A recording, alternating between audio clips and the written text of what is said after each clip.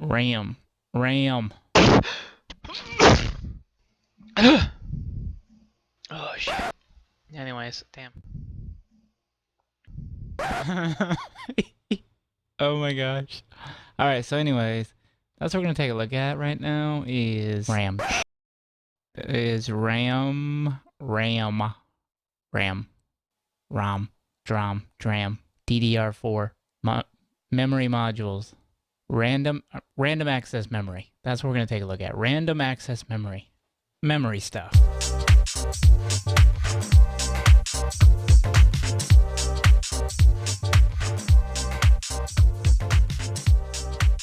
And how do we know if we're getting good stuff or bad stuff? Or if we're just getting stuffed, literally, figuratively. And so we're going to focus on what can we do after we buy it? Once we put it in the system, before we settle in and say, this is our new RAM. I'm home. This is life. This RAM, hashtag life. Before we get to that point, what can we do to make sure that this is actually hashtag blessed? That's the question.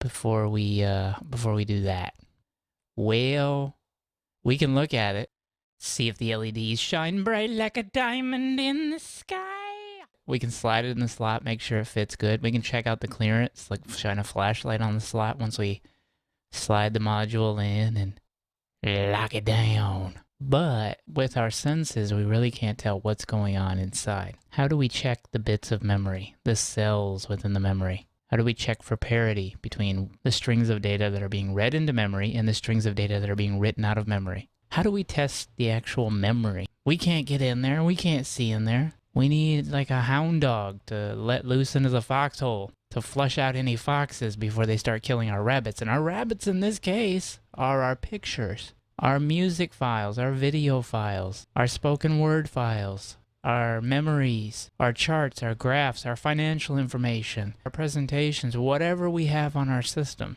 that we don't want corrupted, our games, our settings, or even right down to our operating system. And that's what bad memory can do. If we have memory modules, memory sticks installed that have memory errors, it can cause a slow corruption of data over time. It can corrupt your games. It can corrupt everything. If you have a lot of hard errors that aren't intermittent, you need to replace your RAM because things are going to get funky. And you're going to receive a lot of crashes, Windows blue screens. You may even have to be reinstalling Windows on a regular basis. And may even end up having to reinstall many programs over and over again. Weird things happening in drivers. And user interfaces. And we start blaming it on that software. But it turns out it's actually the RAM that's corrupting it, not the software. And that's why when we go on comment sections or on discussion threads, no one else is complaining about it. Sometimes that's what it is. No one else is complaining about it because it's just on our system. Why? Well, sometimes it's things like this. The RAM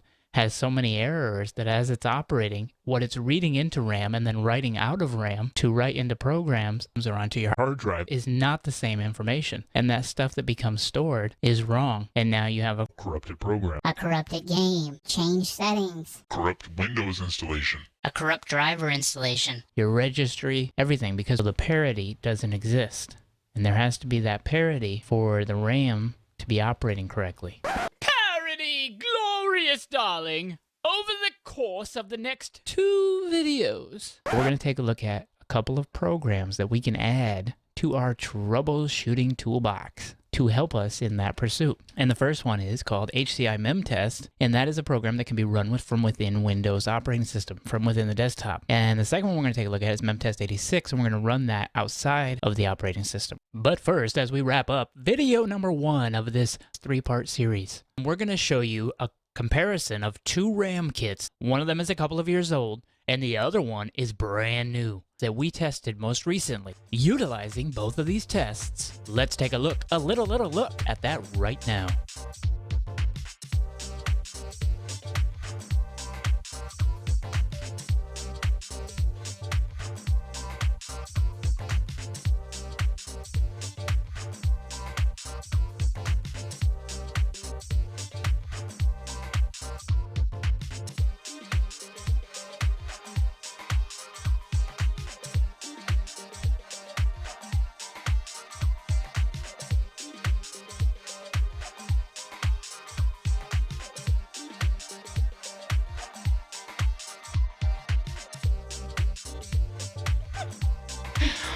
So it's premium brand RAM. I don't care about that. Always test that RAM out, baby. And don't you ever look back, 'cause we can build this system together. As long as it's Error-free forever.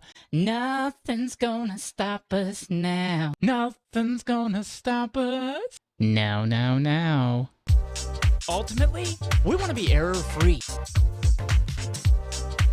Like Memtest86 says, if it's not a soft error caused by some type of environmental factor like EMI, electromagnetic interference of some type, or some type of power or cable issue, but if you have an actual hard error that is due to faulty memory, electrostatic discharge, or overheating, or a component incompatibility, then it's time to start considering warranty, return, and replacing that dirty little RAM. We want to be error-free.